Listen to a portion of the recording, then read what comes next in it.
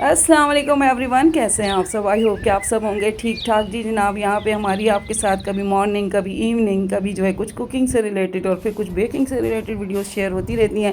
ساتھ میں ہم کسی اچھے سے ٹاپک کے اوپر بھی آپس میں ڈسکشن کرتے ہیں، تو اس سے یہ ہوتا ہے کہ بڑے اچھے کمنٹس آتے ہیں اور کچھ لوگ کہتے ہیں کہ جناب ہم لائف میں یہ چیزیں کر رہے ہیں تو ہماری لائف میں یہ چینجنگ کرنے سے یہ فائدہ ہو رہا ہے، تو بہت خوشی ہوتی ہے.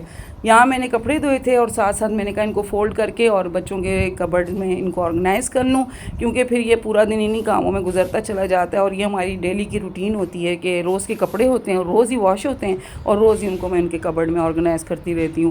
اور ٹب واش لگا لیا تھا میں نے آج، کیونکہ یہ جو آٹومیٹک مشینز ہوتی ہیں ان کو آپ کو ٹب واش کرنا پڑتا ہے. تقریباً 1 گھنٹے سے زیادہ ٹائم ہوتا ہے، یہ ٹب واش ہو جاتا ہے. اور پھر اس کے بعد جو ہے نا یہ نیچے یہاں پہ اس کا ایک نیٹ ہوتا ہے جس کو لازمی طور پہ نکالنا چاہیے، کیونکہ اس کے اندر روآں وغیرہ سب کچھ جمع ہوتا ہے. تو اس کو بھی نیٹ کلین کر لیتے ہیں، تو ایک تسلی سی ہو جاتی ہے کہ جناب آپ کی چیز نیٹ کلین ہے اور آپ جو کام کر رہے ہیں اس کے اندر آپ کے کپڑے بھی اچھے سے دھل رہے ہیں. ورنہ پھر فریگرنس کے اوپر بڑا عجیب سا افیکٹ آتا ہے، چاہے آپ کچھ بھی ڈال دو پھر وہ بات نہیں رہتی. اس لیے یہ کرتے رہتے ہیں تو کم از کم آپ کو تسلی رہتی ہے. آتے ہیں ٹاپک کی طرف، اور جناب وہ ہے ویلیو کرنا. خود کی بھی ویلیو کرنی چاہیے، دوسروں کی بھی کرنی چاہیے. اکیلے اکیلے ویلیو نہیں ہو سکتی ہے کسی کی بھی. آپ کسی کو رسپیکٹ دیتے ہیں، لوگ آپ کی عزت کریں گے، آپ دوسروں کی کریں گے. زندگی کا نظام ہی اسی طریقے سے چل رہا ہے.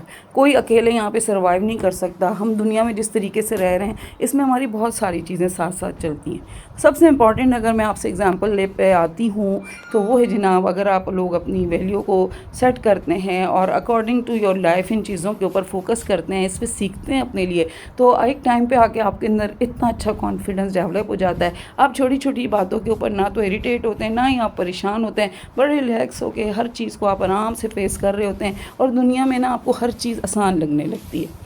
ادھر آپ اپنے آپ کو ڈی موٹیویٹ کرنا شروع ہوئے، ادھر آپ کو دنیا کی ہر چیز مشکل لگنی شروع ہو جائے گی، کیونکہ آپ جو ہے پھر اس چیز سے فوکس ہٹ جاتا ہے اور آپ کے اندر کمپلیکس آنا شروع ہو جاتا ہے. دیکھیں، دنیا میں ہر طرح کا انسان اللہ پاک نے پیدا کیا ہے.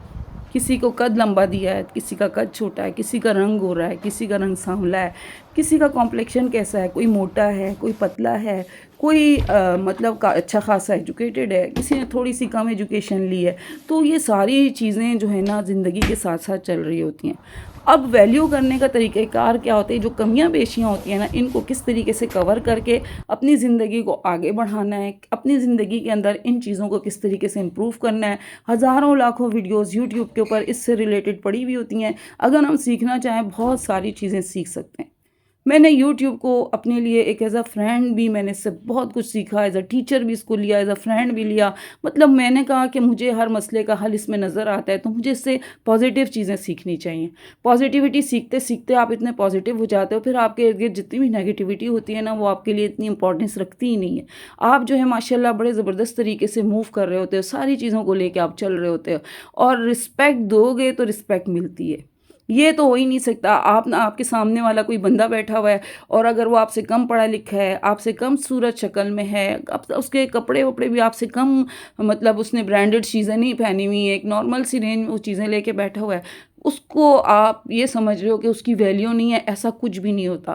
اس کے اندر بھی کچھ نہ کچھ ایبیلٹی اللہ پاک نے ڈالی ہوتی ہے، کچھ نہ کچھ چیز. چلیں کچھ چیز چھوڑ دیں، اللہ کا تو بندہ ہے، اللہ پاک نے تو اس کو پیدا کیا ہے. اب دولت اور عزت اور یہ ساری چیزیں تو اللہ پاک کی طرف سے دی ہوئی ہوتی ہیں. لیکن دنیا میں جب ہم موو کر رہے ہوتے ہیں نا، تو اپنے ارد گرد ایسے سارے لوگوں کو جب ہم عزت دیتے ہیں تو آپ کو اس سے ڈبل ٹرپل اللہ پاک عزت دیتا ہے. جو دولت اللہ پاک آپ کو دیتا ہے اس میں ان لوگوں کا بھی حصہ رکھتا ہے. ہمیں ان کا بھی حصے کا خیال رکھنا چاہیے. ہمارے گھر میں ہیلپرز ہوتی ہیں، ڈرائیورز ہوتے ہیں، گارڈز ہوتے ہیں. یہ سارے لوگ جو ہوتے ہیں نا، یہ اللہ پاک نے اگر ان کا زندگی کا نظام آپ کے ساتھ اٹیچ کیا نا، تو آپ کا بھی فرض بنتا ہے کہ آپ لوگ ان کو ویلیو دو. یہ لوگ جب آپ کی عزت کرتے ہیں، رسپیکٹ کرتے ہیں نا، تو میں کہتی ہوں کہ اللہ پاک آپ کی عزت میں دگنا اضافہ کرتا ہے. اور یہی لوگوں کا اگر آپ خیال نہیں رکھتے ہو، تو یہی لوگ پیٹھ پیچھے آپ کی جب باتیں کرتے ہیں، آپ کا برا نام لیتے ہیں نا، تو یہ سمجھیں آپ نے اپنی ویلیو نہیں بنائی، آپ نے اپنی بے عزتی میں مزید اضافہ کیا ہے. تو الفاظ کا چناؤ، زبان سے ادا کی ہوئی ہر چیز کو نا بڑے غور سے کیا کریں.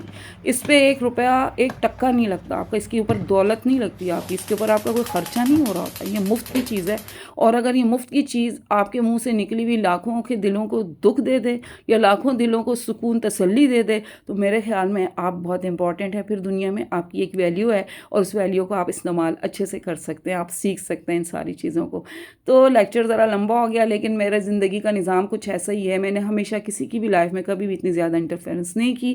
ہر ایک کو اس کی لائف میں جینے کا حق دیتے ہیں. بھابیاں ہوں، بھائی ہوں، جب بھائیوں کی شادیاں ہو جاتی ہیں پھر ان کی زندگی میں کم سے کم گھسنے والا کام جو ہوتا ہے نا، جو بہنیں کرتی ہیں، زندگی بھر ان کی ایک عزت قائم رہتی ہے.